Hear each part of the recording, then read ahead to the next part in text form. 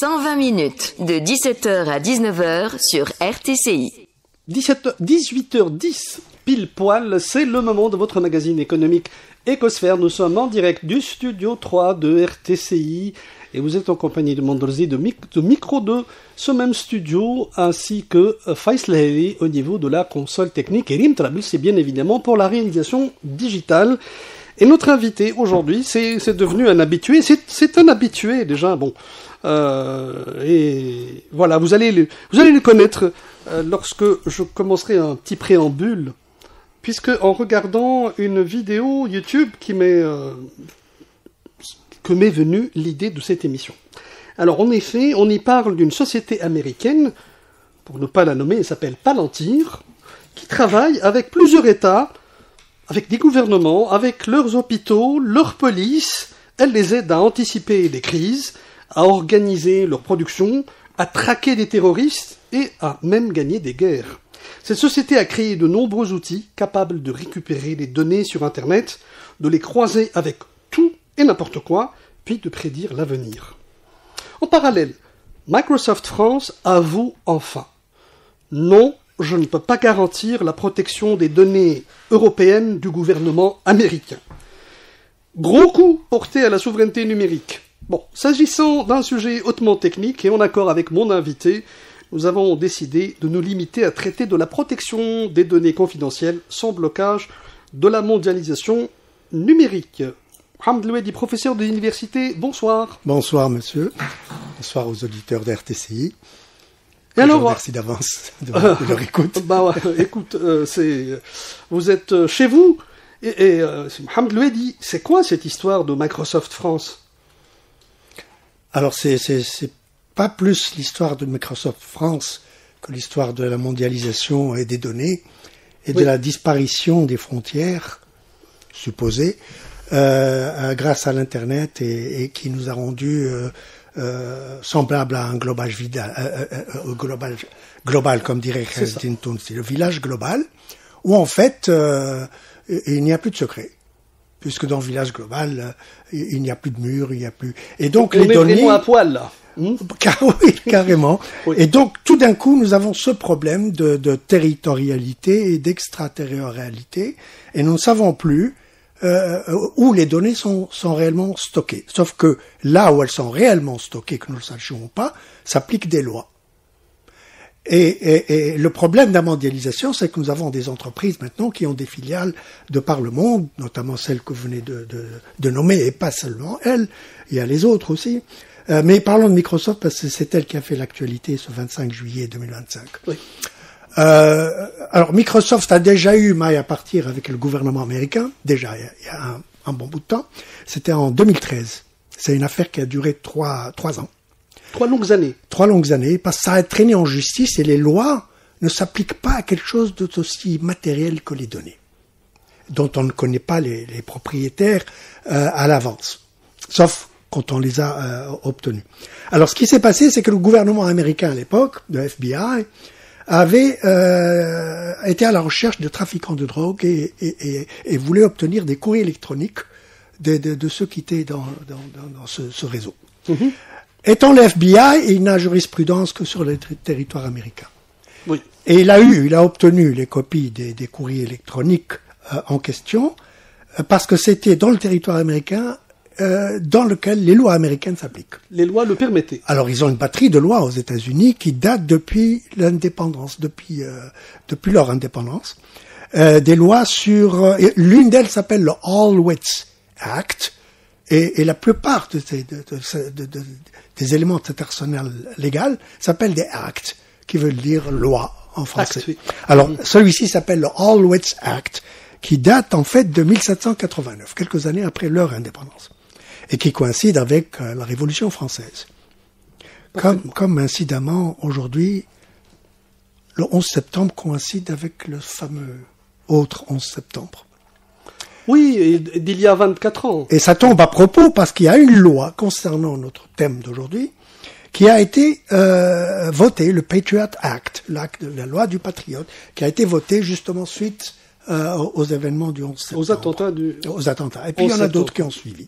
Alors, le All-Writs Act ne pouvait pas être actionné dans l'affaire dont je vous parlais tout à l'heure, parce que les courriers électroniques s'en allaient dans un autre pays étranger, en Irlande, où il y avait une autre boîte électronique dont le FBI voulait obtenir une copie.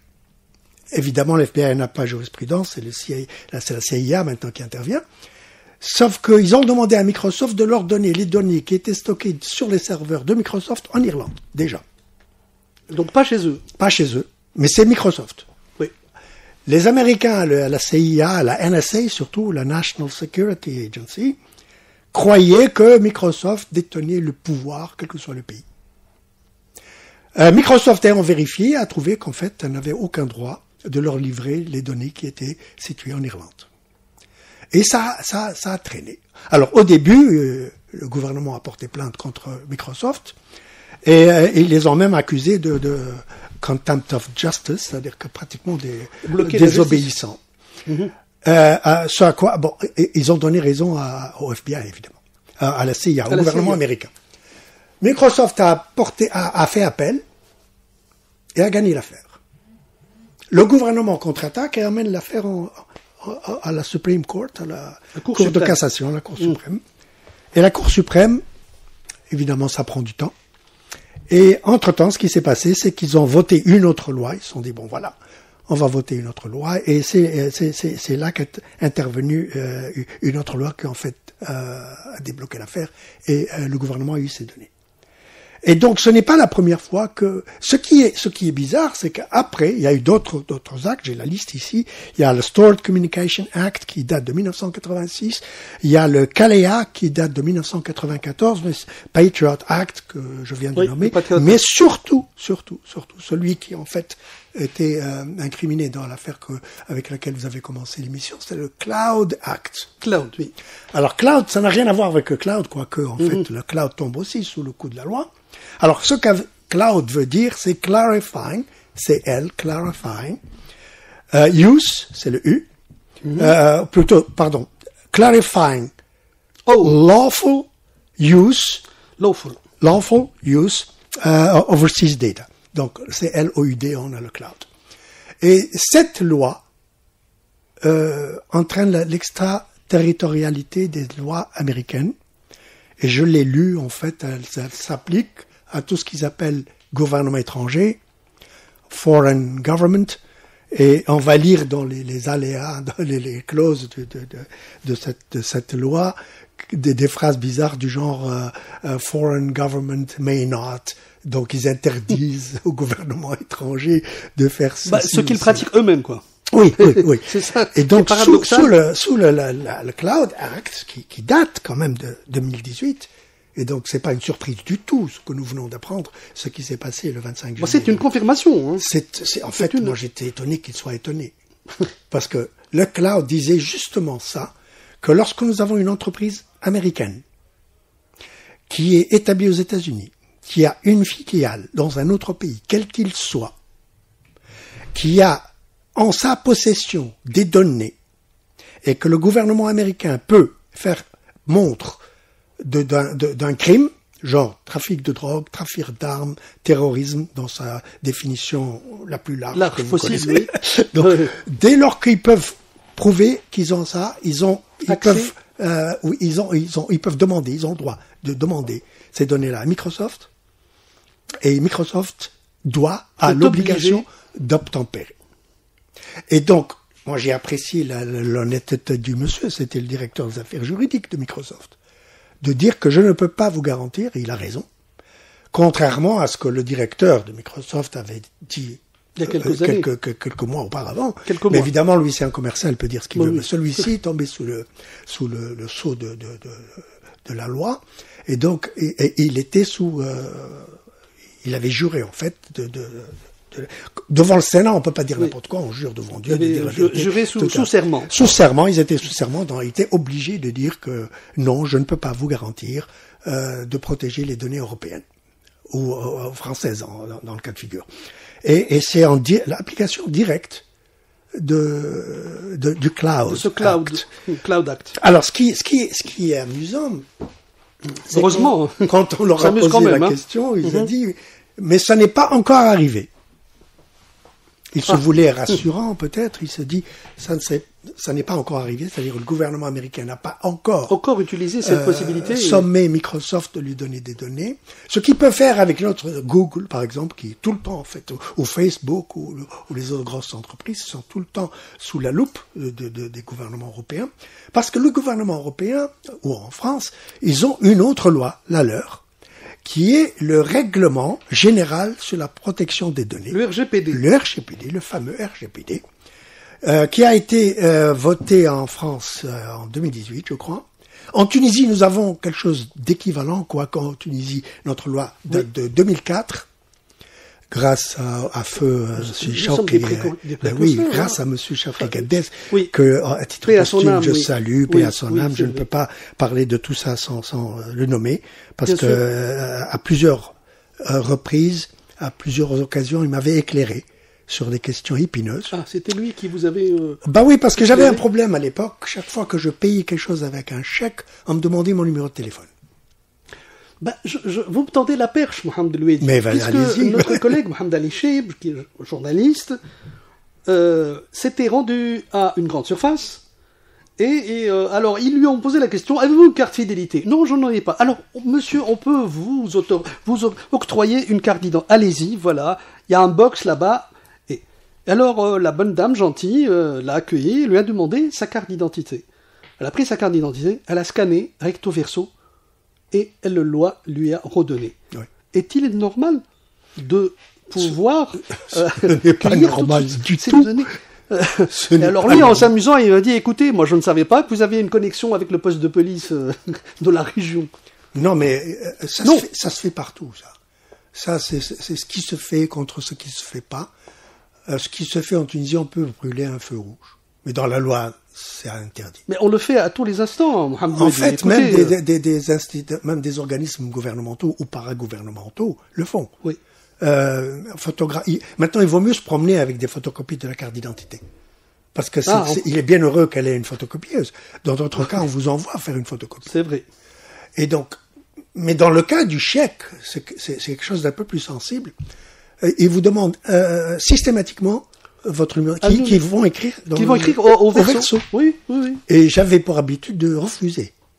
J'ai même refusé l'acte commercial une fois. Carrément. Oui. Je donne pas mon numéro de téléphone. Moulabès. Vous allez me téléphoner, je veux pas. Disons, c'est au cas où... mais je serai au courant avant vous. Bah oui. S'il n'y a pas de solde, s'il n'y a pas de fonds. J'aurai un préavis. De plus, la banque a mon numéro de téléphone, elle m'en avertira et nous corrigerons. Et j'ai jamais compris pourquoi. Jusqu'à tout récemment, en fait, il y en a qui continuent à le faire. Oui. Et ils prennent ça pour un droit. Mon numéro de téléphone, ils vous demandent même pas Aïcha, quoi, s'il vous plaît. Et donc, c'est là que j'ai commencé à me poser des questions. Je me suis dit, suis-je le seul? Et c'est là que je suis allé voir Charles et je lui ai dit, Brabbi, est-ce que mon numéro de téléphone, c'est une donnée? Il m'a dit oui.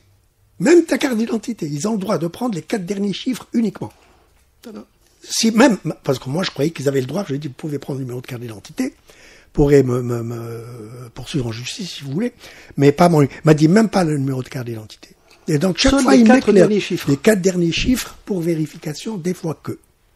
Alors ce qui se passait, c'est qu'à un moment donné, au début, les numéros de téléphone dans les dos des chèques se vendaient. Et c'est comme ça qu'on se faisait sonner par des gens qu'on ne connaissait pas.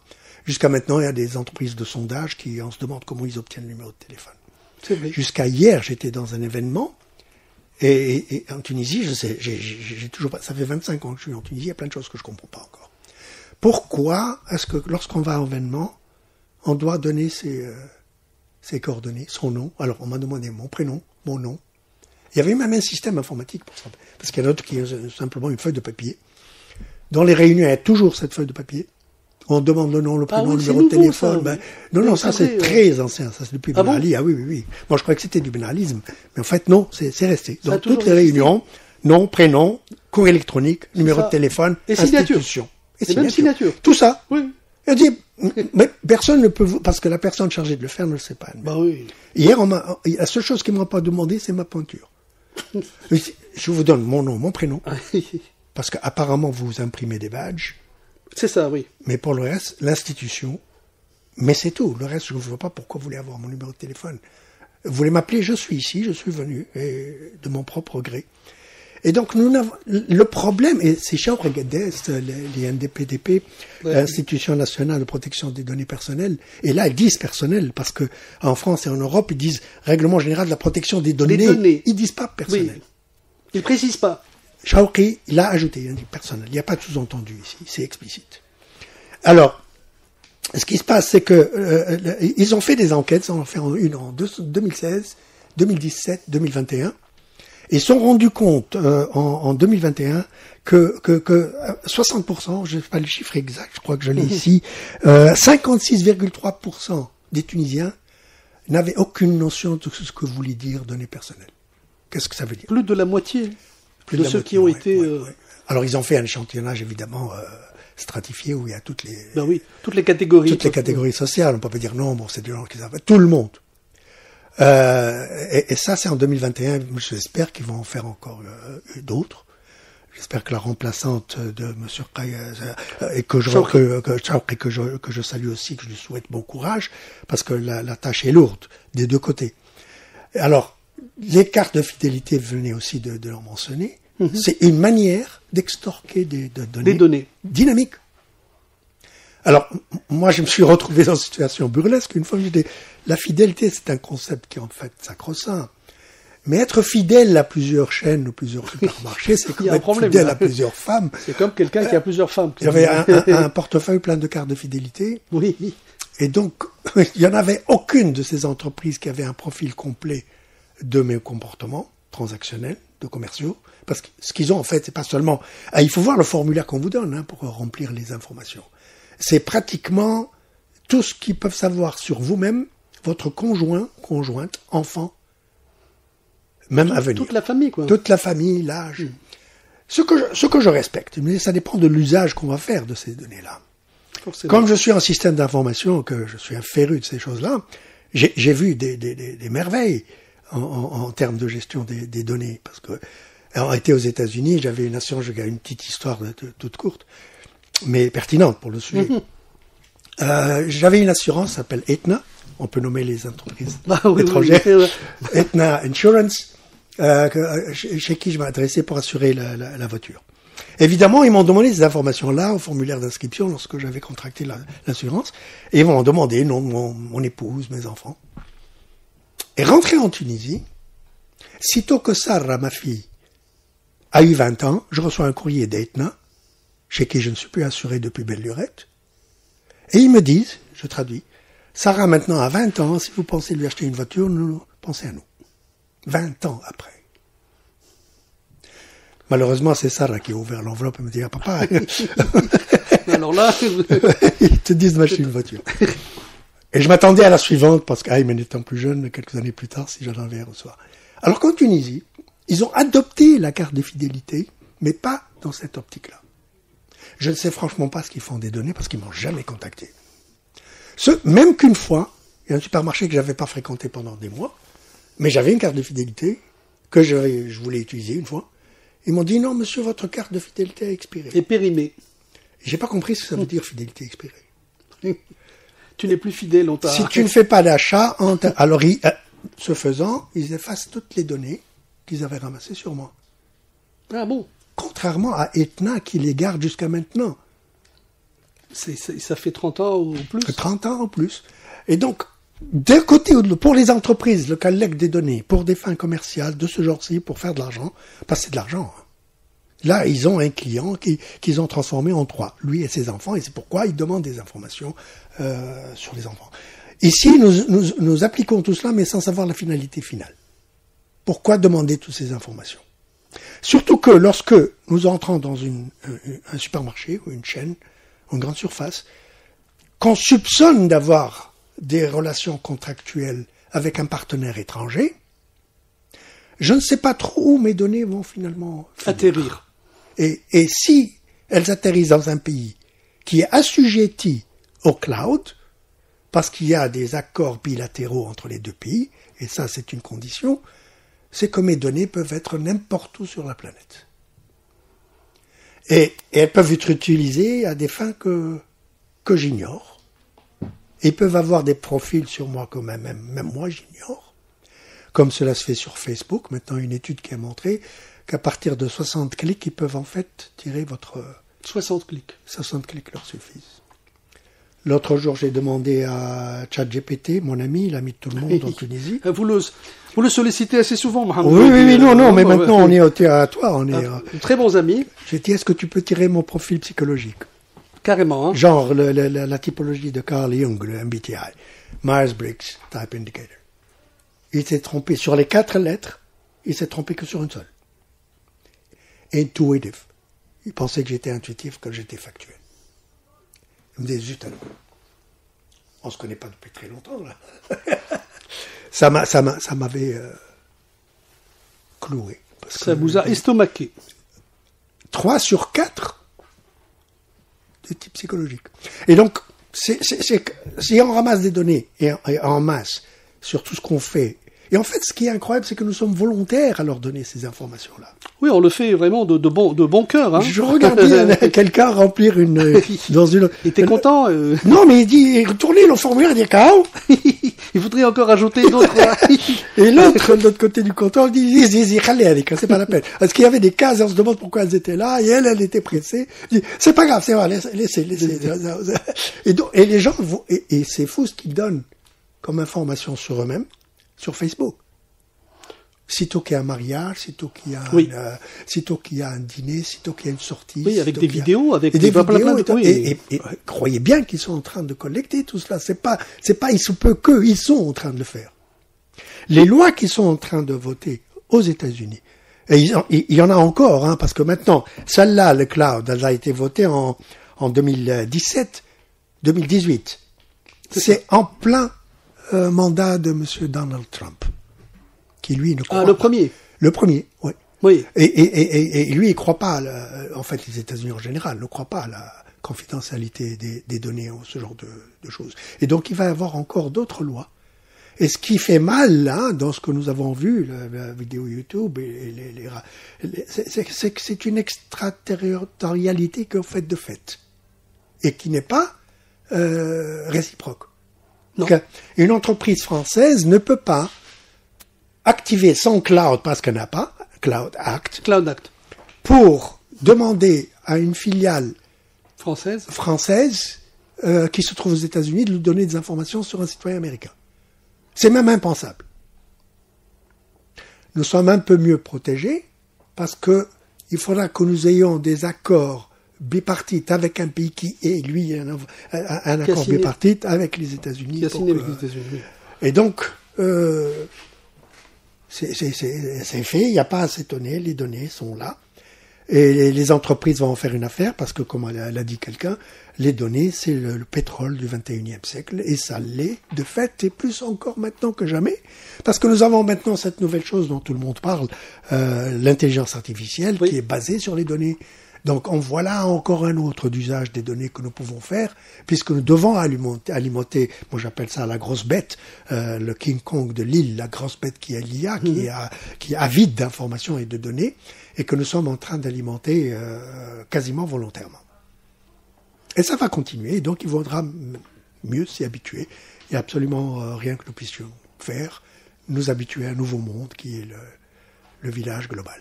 Alors la question que nous nous sommes posée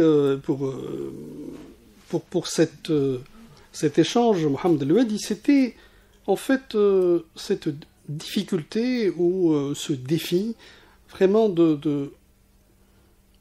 d'assurer cette protection des données, mais sans pour autant bloquer cette mondialisation numérique qui est inéluctable et là où il n'y a même plus de sujet quoi sur son existence et son application.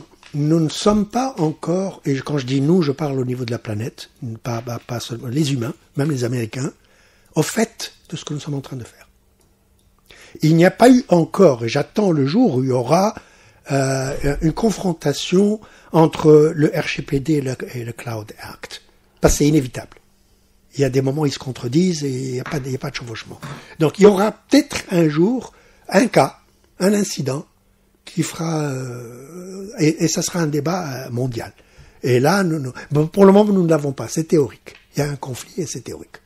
Il y a mais c'est clair, hein, vous regardez le RGPD et vous regardez le Cloud Act, c'est comme si c'était des lois qui étaient faites pour être l'une contre l'autre. Mais nous n'avons pas eu de cas encore où Microsoft ou Google ou Facebook ou quiconque d'autre ait à répondre au gouvernement. Le pire, c'est quand Cloud a été instauré, il a été applaudi par ceux-là même Amazon, même Bill Gates. Bill Gates était content. Mario, comment il s'appelle, le ministre des Affaires étrangères américain. Rubio, il était à l'époque, il était responsable dans le gouvernement aussi, l'avait applaudi. Ils étaient tous contents de ce cloud, tous des Américains évidemment. Mais nous n'avons pas entendu d'Européens, du moins d'une manière aussi éclatante. Et donc nous ne savons pas encore à quoi nous avons affaire. Quand il y aura un clash entre les lois, certaines extraterritoriales comme celle des États-Unis qui sont aussi arrogants de dire foreign government shall ou foreign government may not un jour il y aura un clash et Haram alik, halal ali, comme on dit en dialecte tunisien. Les militaires américains ne peuvent pas être jugés ailleurs qu'aux États-Unis, quoi qu'ils fassent. Ça, c'est la loi américaine. Quoi qu'ils fassent, où qu'ils soient. C'est ce genre de loi Alors, à un moment donné, il y aura la guerre des titans, des lois qui seront là, l'Europe, la Chine, je ne sais pas, les États-Unis font la partie. Nous verrons ce que ça donnerait, ce sera amusant. Et alors, vous parlez, alhamdoulilah, de cette triade sécurité, vie privée, liberté d'expression. Comment assurer cet équilibre Le problème, c'est que chaque fois qu'il y a un problème de sécurité, les libertés sont restreintes. Je ne sais pas si vous avez vu le film de Fahrenheit qui vous montre comment les États-Unis ont appliqué cela en 2001. Les libertés ont commencé à faire peau de chagrin parce que la sécurité nationale, la raison d'État prime. Et le seul moyen que nous avons, nous, citoyens, de nous défendre, c'est de nous défendre et de nous cacher derrière la liberté d'expression, comme l'ont fait nos prédécesseurs et ceux qui ont eu maille à partir avec En 2001, justement, il y avait Phil Zimmermann, qui est un héros parmi nous informaticiens, parce qu'il a inventé un algorithme qui s'appelle PGP, Pretty Good Privacy, qui est inviolable.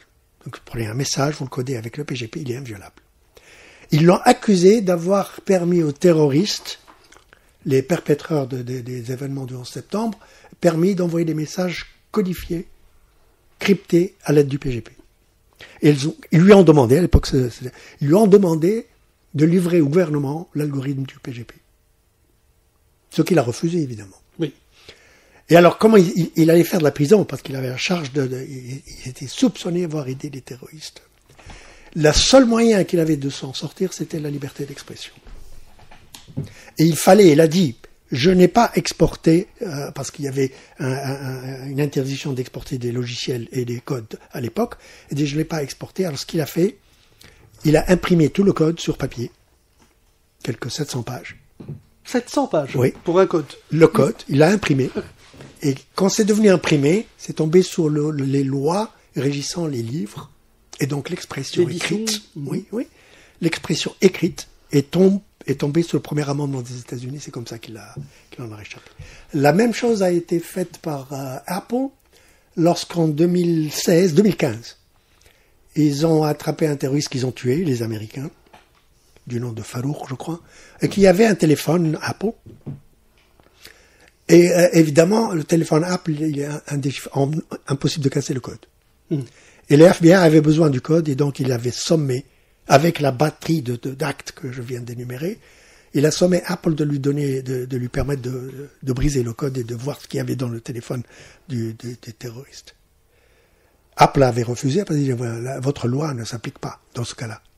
Parce que vos lois s'appliquent sur les fournisseurs de services Internet, sur les opérateurs, et moi je suis un équipementier. Oui. Et vous n'avez aucune loi qui s'applique. Moi je suis un fabricant, moi je suis pas un prestataire. Et en plus, vous n'êtes pas le propriétaire du téléphone,